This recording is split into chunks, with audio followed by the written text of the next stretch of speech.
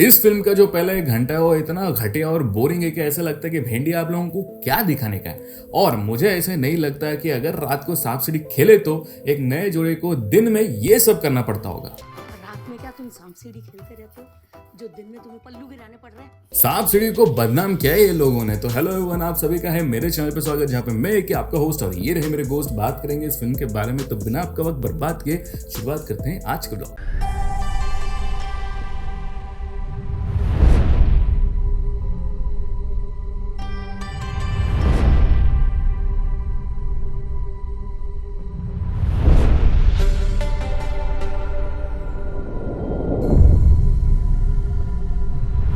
तो आज मैं बात करने वाला हूँ 2021 में नेटफ्लिक्स पे आया तापसी पन्नू और विक्रांत मैसी का फिल्म हसीन दिलरुबा के बारे में। इस फिल्म का डायरेक्टर विनिल मैथ्यू एच वर्ड से इतना ऑब्सेस्ड है कि उसने पहले भी 2014 में एच से ही स्टार्ट किया था। हंसी तो फंसी उसके 7 साल बाद वापस एच से ही फिल्म निकाल दिया। मुझे नहीं पता ये कौन सा टाइप ऑफ ऑब्सेशन है। और इस फिल्म के अंदर एक ट्यून जो है वो बेचारे अभिजीत सावंत के गाने से कॉपी कर लिया। मुझे सिर्फ और सिर्फ ये सेट पसंद आया जो इनका घर दिखाया है, बाकी इस फिल्म में चूतिया पाया। और क्लाइमैक्स सीन के वक्त अगर ढिलोन मुझे फोन करके पूछती ना तो उसने जो लिखा हुआ है उससे कहीं ज्यादा अच्छा सेंसिबल सीन मैं उसको बताता। तो कहानी देखते हैं। सच कहूं तो इतना घिसा पीटा नॉर्मल कहानी है, लेकिन वो दर्शकों को दर्शाया कैसे जाता है ये सबसे इंपॉर्टेंट चीज है। तो एक बहुत ही नटखट, एक्सट्रोवर्ट, बबली और बाकी सुशील तो मैं हूँ ही और होमली भी हूँ। हाँ वो तो है ही। और साउथ में अपना जलवे दिखाकर इसका मन नहीं भरा, जो भी बॉलीवुड में आकर इसे अपने पल्लू गिराने पड़ रहे हैं। और देखो अपनी तारीफ खुद ही कैसे कर लेती। आपको बहुत अच्छा कॉम्बो मिल रहा है, तन मन का धन। और दिनेश पंडित की सबसे बड़ी फैन है। दिनेश पंडित की किताब पढ़ी है? दिनेश पंडित पढ़ते हो तुम भी? अच्छी अपनी किताब में लिखते हैं। पहले तो इस भैंस दिनेश पंडित को घसीट के लाओ थाने में।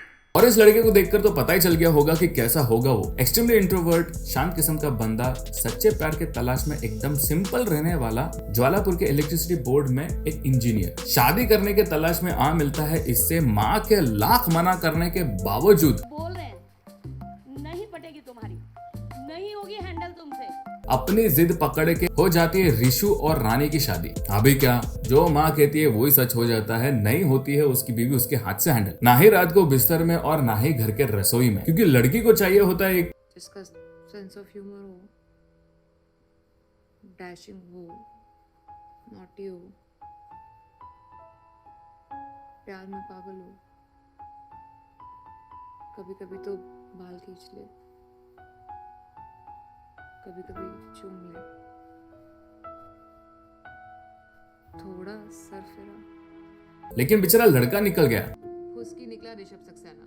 बस इसी के चलते इनके बीच होती है दूरियां। और इसी बीच आ जाता है दिल्ली से ऋषि का कजिन। अब जिसकी भाभी हो तन मन से प्यासी, अब रानी सोचती है क्यों ना कर ले इस दिन के भैया को अपने रात का साया, क्योंकि ऐसे ही कुछ चाहिए होता है जो होता है उसका पति का भैया। बस इतने प्यार में डूब जाते हैं कि साथ में भाग जाने का भी प्लान बना लेते हैं। लेकिन एक दिन मटन का झांसा देकर भाग जाता है नील रानी को छोड़कर अकेले ही दिल्ली। और पछतावे में आकर रानी बता देती है ऋषि को उसकी और नील की सच्चाई। बटन नील के लिए बनाया था,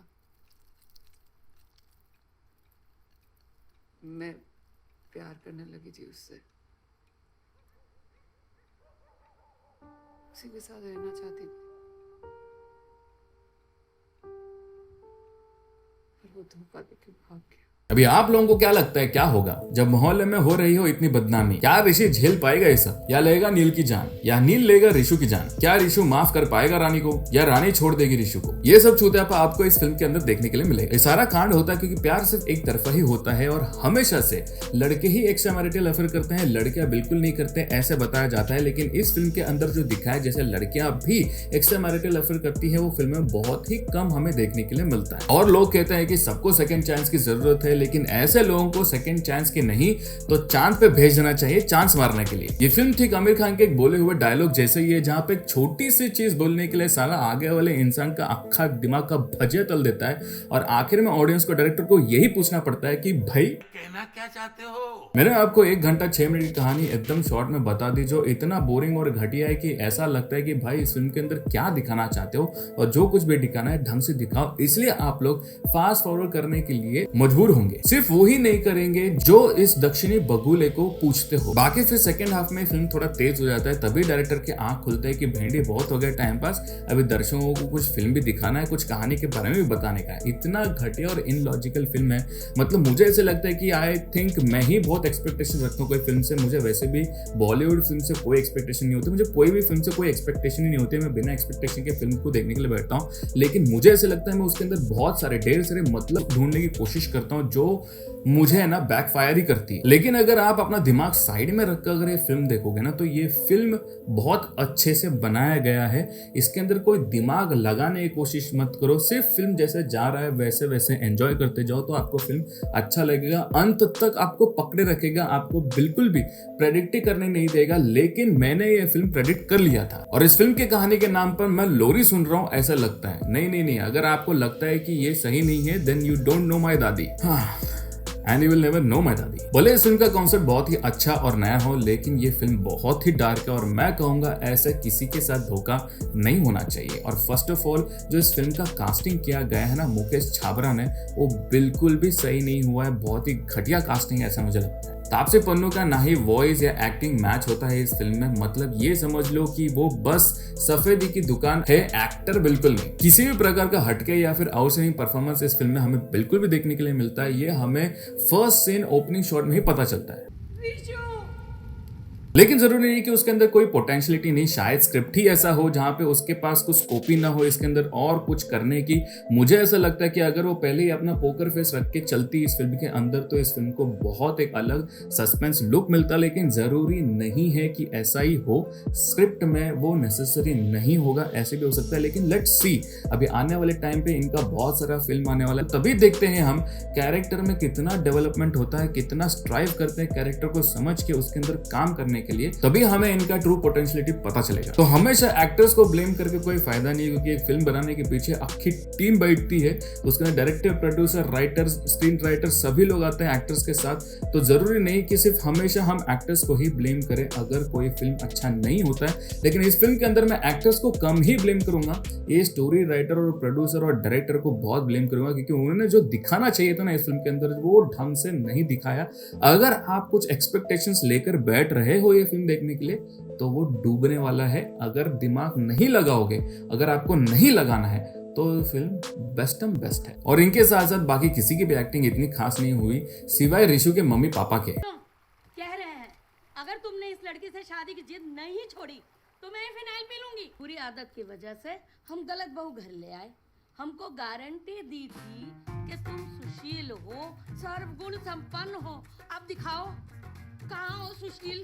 और सीआईडी बंद होने के बाद अभिजीत का भी दुकान बंद हो गया है ऐसा लगता है, इसलिए उसने भी एक छोटा सा रोल किया है। लेकिन उसने भी ऐसा एक्टिंग किया है जैसे इंडस्ट्री में इतने साल बिताने के बावजूद भी फिल्म के डायरेक्टर या प्रोड्यूसर उसे एडवांस पेमेंट नहीं दे रहे। लेकिन इस फिल्म में ढेर सारे लूप होल्स है, और अगर लोगों को गाली गलौज, सेक्स सीन्स या फिर धर्म के नाम पे टिप्पणियां करने से आपत्ति महसूस होता है, तो इस सीन से तो गुस्सा आना चाहिए। क्या छूतिया पाया है, इस जमाने में ये सब कुछ दिखाते हैं। आप बस फेयर एंड लवली को बढ़ावा दे रहे हो, और इसका मतलब तो यही हो गया कि हिंदुस्तान की सारी सावली लड़कियों ने ना पानी में जाकर डूब मरना चाहिए। और इस फिल्म के कहानी से तो ऐसा लगता है कि सारे इंट्रोवर्ट, सुशील और अच्छे दिल के लड़कों ने तो गले पे फांसी लगाना चाहिए ऐसे लड़कियों के लिए। और ऐसी लड़कियां जो बाहर जाकर मुंह मारती है ना, उनको तो फिल्म में एक्चुअली जस्टिफाई किया है। सच्चा प्यार पाने के लिए ना बहुत सारे मेंढकों को मुंह लगाना पड़ता है ऐसे डायलॉग से। और बेचारे मेंढकों का क्या दोष, तुम जैसे चूती है ना, जब अक्कल बांट रहा होता ना, खुद के पैरों के नाखून खा रहे होते हो, इसलिए झक मार के वो मेंढकों को मुंह लगाते घूमना पड़ता है। और मेंढकों के साथ अच्छा है ना, ये साला टट्टी बोलते तो बेटर होता। मतलब ये फिल्म हसीन दिलरुबा नहीं, नाली का दिल चट्टा होना चाहिए था। एक बहुत ही अच्छे कहानी की ना भेंडी इस फिल्म ने पूरी बैंड बजा दी। मतलब इस फिल्म का क्लाइमैक्स देखोगे ना, तो मतलब सर फोड़ दोगे, छाती फाड़ दोगे, अपनी कलाई काट दोगे। तो रेटिंग की बात करो तो एक नेटफ्लिक्स प्रोडक्शन है, तो इसे रेट किया है R या फिर TV MA, मतलब सिर्फ और सिर्फ एडल्ट्स के लिए है। बच्चे इस फिल्म को बिल्कुल भी ना देखे, पेरेंट के साथ भी बैठ के ना देखे, क्योंकि इस फिल्म के अंदर बहुत सारा खून है, बोल्ड सीन है और गाली गलौज है। और फैमिली के साथ भी ये कंफर्टेबल कॉन्फिडेंटली बैठ के नहीं देख सकते, अनटिल एंड अनलेस आपकी फैमिली बहुत ही ब्रॉड माइंडेड है।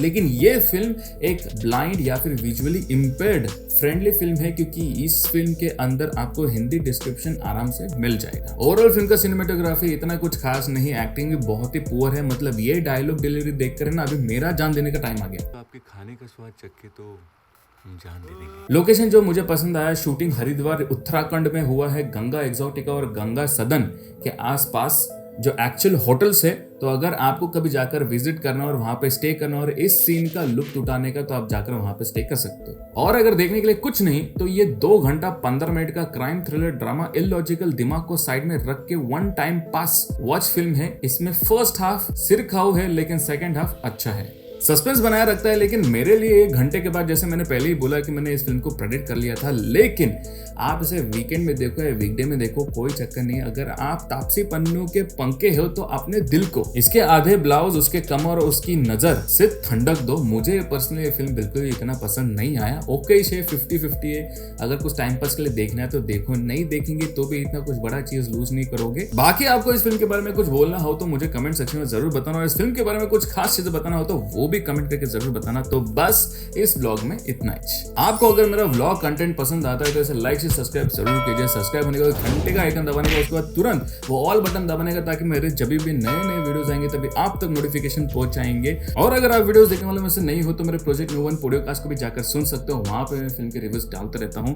और अगर आप मेरे चैनल पे नए हो या फिर मेरे दूसरे व्लॉग भी देखना चाहते हो तो ऊपर आई बटन पे या फिर एंड स्क्रीन में लिंक्स आ रहे होंगे, आप वहां पे भी जाकर देख सकते हो। आपसे फिर मुलाकात होगी मेरे दूसरे व्लॉग पे। टिल देन टेंशन लेने का नहीं, माँ बाप को परेशान करने का नहीं, बाजू वाले को उगे जो छेड़ने का नहीं। बाय।